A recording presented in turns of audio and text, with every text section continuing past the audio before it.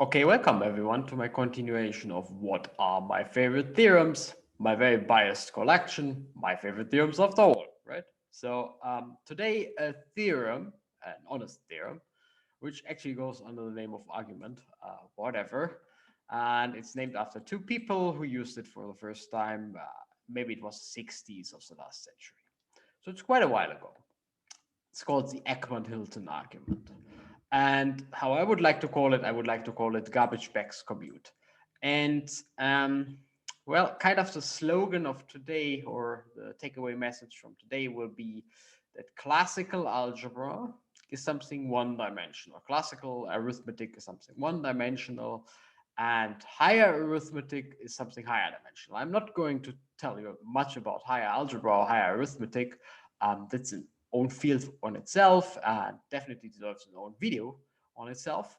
But kind of the Ekman-Hilton argument was kind of, well, at least triggering the development of higher dimensional algebra. It's a very nice argument, and the proof is almost trivial. The proof is so trivial that it fits on one slide from using the so-called Ekman-Hilton clock, which I stole from a very nice tweet linked in the description.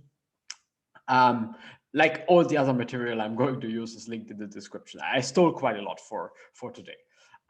Anyway, so let us get started with kind of the classical application of the Ekman-Hilton argument. The Ekman-Hilton argument will be more general, will be much more general, but this is kind of the, well, as I said, the classical application, the one I would like to keep you in mind.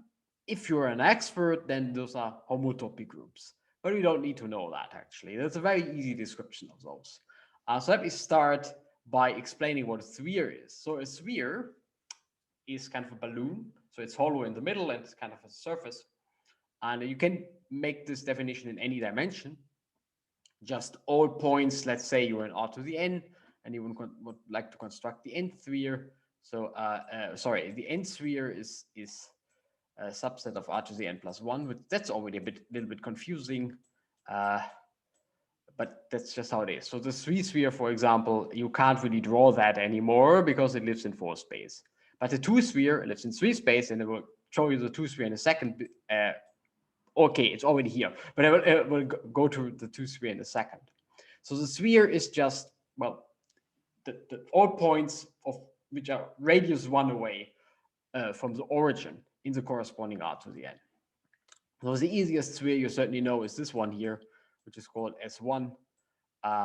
That's all points that are radius 1 away from the origin in R2, and that's of course just a circle, right? So this is 1.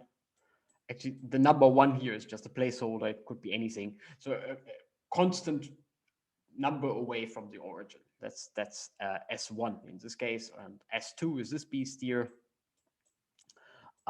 That's the surface of the Earth. That's why it is so blue.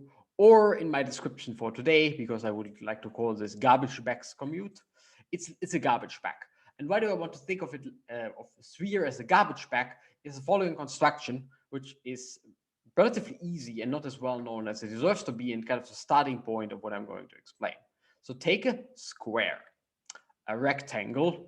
So I denote this by I2, and in general by I to the n, which is just, so I1 is just the line, I to the 1 is just the interval 0, 1, so this is the line here. I2 is this guy here, the rectangle. This is I2, as I said. I3 would be the cube, right? 1, 2, 3 dimensions. I4 is a little bit harder to illustrate, but it's kind of a 4-dimensional cube. And I5 is a 5-dimensional cube, and so on. And from those, you can construct the spheres in the following way. So you look at the boundary of I2 in this case, or the boundary of I1. Boundary of I1 just has 2 points, let's say 0 and 1, as illustrated here, and you identify the whole boundary. So in this case, just means you identify those 2 points. So you should think of having a line, and you wrap it up because you're identifying those 2 points, and you glue them together into a circle. Right? This is something you can actually easily build from at home. Just take a string and put the 2 ends together, and you have created a circle. And that works in any dimension. It's a little bit harder to imagine and illustrate in dimension 512, but it works in any dimension.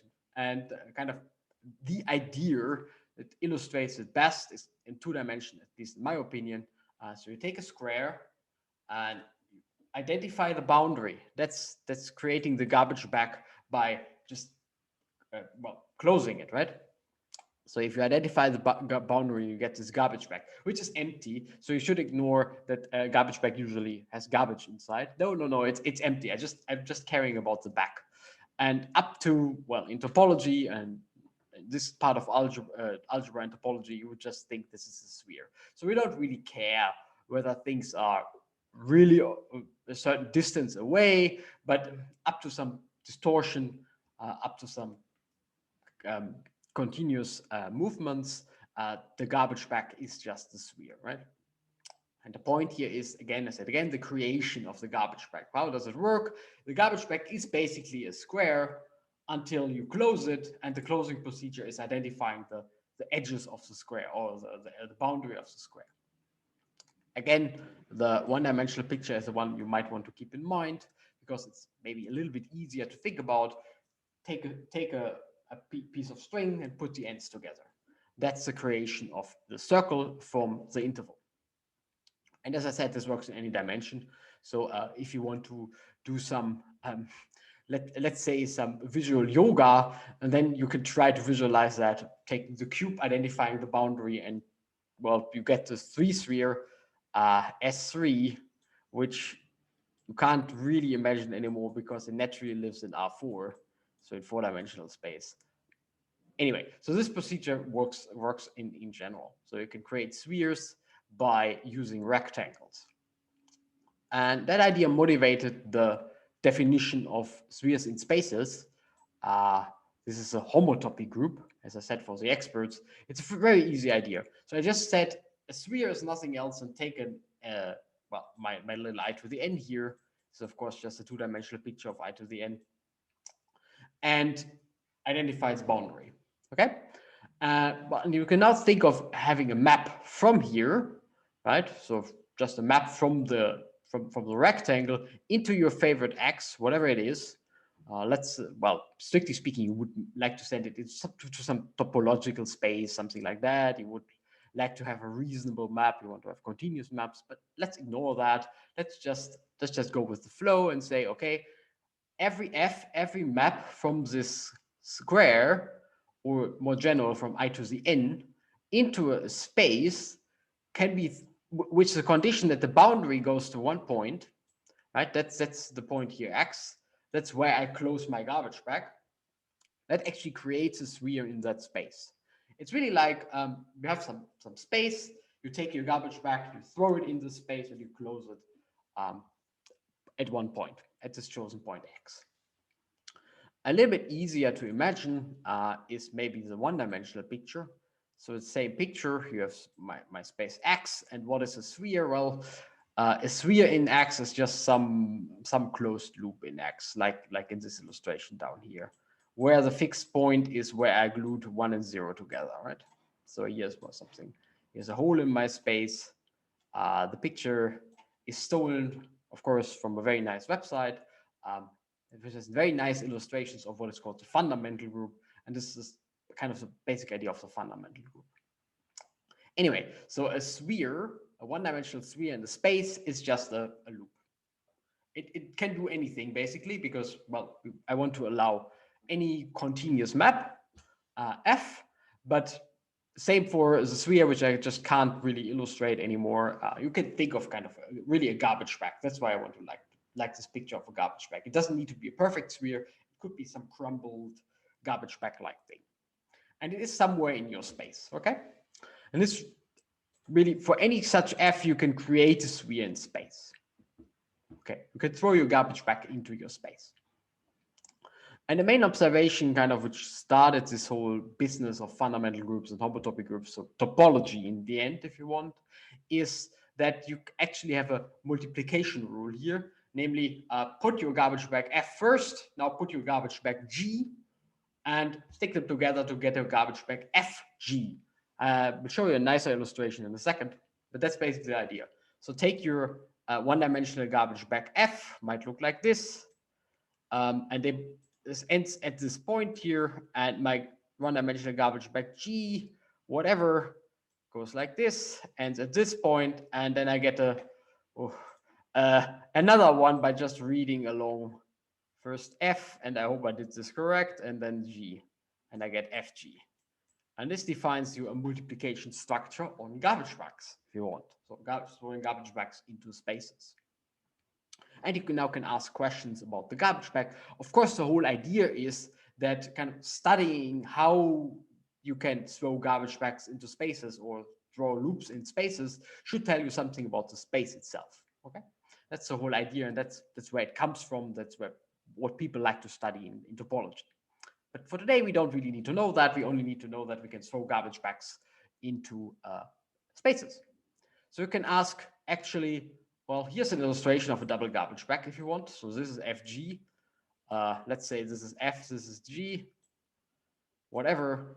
So you can definitely think about a composition. How can you do that? Well, if F corresponds to a map from a square to X, and G corresponds to from a map from a square to X, then FG corresponds to a map from a square to X by kind of shrinking my square a little bit.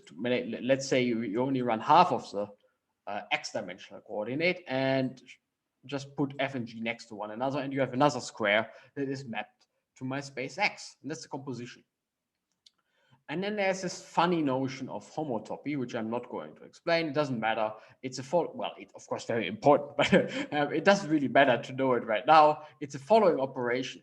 Instead of thinking of F next to G, I can also think of F and G in the following configuration with some blank space here. So instead of just throwing my garbage bag immediately into my space, I can decide to do nothing for a while and then throw it in. And this empty space here is nothing operation. And you can even illustrate that not just in this rectangular format, but let's say like this. And then something funny happens. So you have shrunken actually the action F and G. They're a little bit smaller now. My cube is still the same. This is still I to the n. I don't touch I to the n. I to the n is never touched in this whole process. But now F and G are very small, and they're in I to the n. So actually, they can just swap places, right? They can just freely move around. Let's say this is allowed, and the way the whole homotopy theory, this whole thing I'm explaining right now is built, is that this is actually a allowed operation.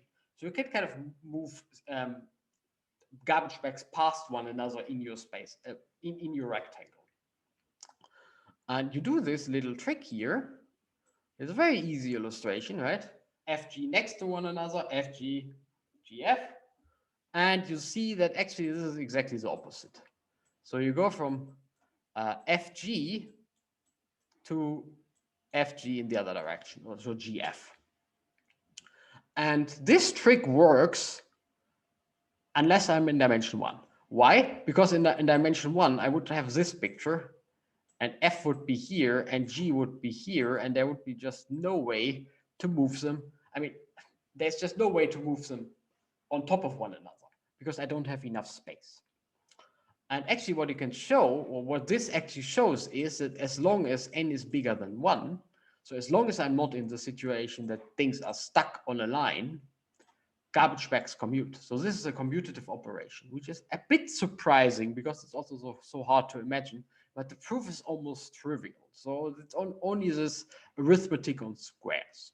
I will show you another one later on. So let's just go for it for now. So it's this arithmetic on squares. As long as n is bigger than 1, I can't stress this often enough. And kind of what this wants to say is that classical operations are kind of a one-dimensional thing. It's this picture. F is stuck next to G, and there's no natural way to just pass them one another because it's just one-dimensional. It's just stuck next to the other one. If you don't know, like this notation, F is stuck to G, you can also write A times B. And there's no reason why A should just jump over B because it's a one-dimensional operation. It's kind of living on a line. This is kind of classical multiplication. Now you might complain that, oh, wait, 5 times 4 is 4 times 5. That's kind of a fluke of, well, number arithmetic. But if you think of matrices, which is also classical multiplication, it's already not the case anymore that A times B is B times A. So commutativity is something really strange from the viewpoint of classical arithmetic, of classical algebra, of one-dimensional operation, because you're stuck on a line. While in higher dimensional algebra, commutativity comes naturally by just, I move this here, I move this here, and I move this here. And that is the Ekman-Hilton argument. And the theorem itself, the Ekman-Hilton theorem, the Ekman-Hilton argument, whatever you want to call it, is then extremely general. It's about a set with two binary operations. And binary just means you have two inputs and one output. Multiplication is a binary operation, for example. And I call them, in order to be easier to distinguish, I call them vertical, and I denote vertical with a small circle, and I call the other one horizontal, and I denote it by a funny, well, by this tensor times symbol. So a circle with a x inside. And it's really the following type of operation. So I have a vertical composition. Okay, this is this one. And I have a horizontal composition. This is this one, circ. And I really want to read it as follows. So here's the picture, for example. This would be W circ tensor, sorry, W tensor X and Y tensor Z. And then you compose both of them along this edge. So you have divided your square into a smaller rectangle lying horizontally and another one lying horizontally, and you stick them together vertically. Or because we're in two space, you can do this in the opposite direction, right? So you can tensor things vertically after you've composed them horizontally. So what does this have to do with the Ekman-Hilton argument? Well, the Ekman-Hilton argument or the Ekman-Hilton theorem is now the following. You have X set anything with those two operations, vertical and horizontal. And those two operations satisfy two very, very weak conditions, or maybe the second one isn't all that weak. The first one, A, is certainly very weak. It's just saying they're unital. And that means you have an empty space. You have a do-nothing operation. For the experts here, I'm not assuming that vertical equals horizontal identity. So vertical do-nothing does not need to be horizontal do-nothing. It actually follows from the proof. But anyway, so this empty space operation, you have a do-nothing operation. It's unital. Almost everything you will ever write down is unital. Almost everything has a do-nothing operation. Very weak condition. The second one is what I call a two-dimensional comparability condition. And that's exactly what I did here. This is a comparability condition. If you draw the picture of horizontal and vertical, you can kind of, it doesn't matter in what direction you divide it. Okay? So if you have something like this on a set, where you can draw everything in a rectangle, or at least a rectangle, it can be higher dimensional, and you can divide it like horizontal and vertical, doesn't matter in what order you divide it, then in fact, and that's kind of fun, the operations are the same, and those commutative and actually associative. I'm not even assuming here that those operations are associative. It also follows just from the Ekman-Hilton argument. So use those two very weak conditions. You have a set with two operations. They satisfy this block decomposition of the rectangle, if you want, this Lego piece game here, and they need to be the same, and actually they're commutative and associative.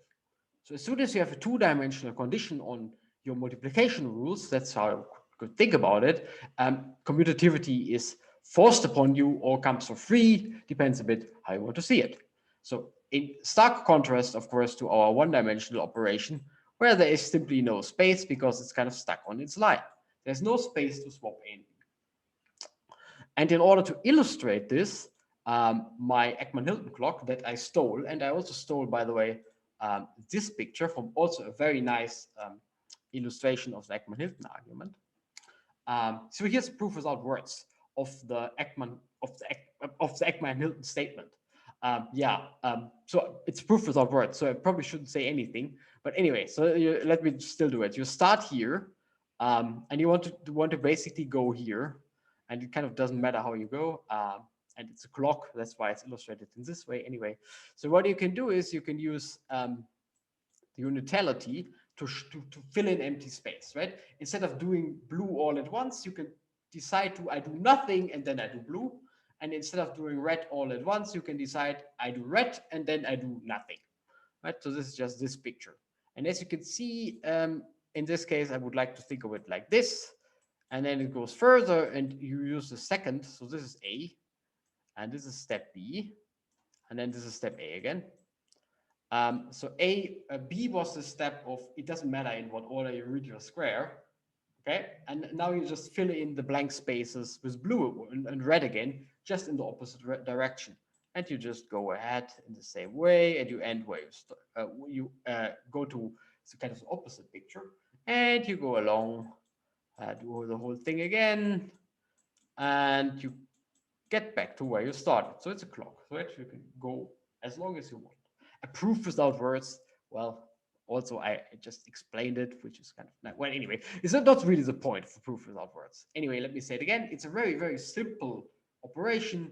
You need this shrinking, that's unitality, and you need this, it doesn't matter in what order I consider my rectangle. This is this movement in space that you can just swap order.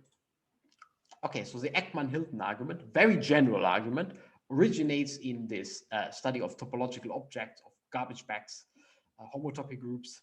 And it's a very simple argument in higher dimensional algebra, if you want, namely that you can swap two operations as soon as you have enough space to really do this rotation operation, this clock-like rotation operation in space. That doesn't work in classical arithmetic, or let's say classical algebra, and commutativity is something you shouldn't expect in classical algebra anyway.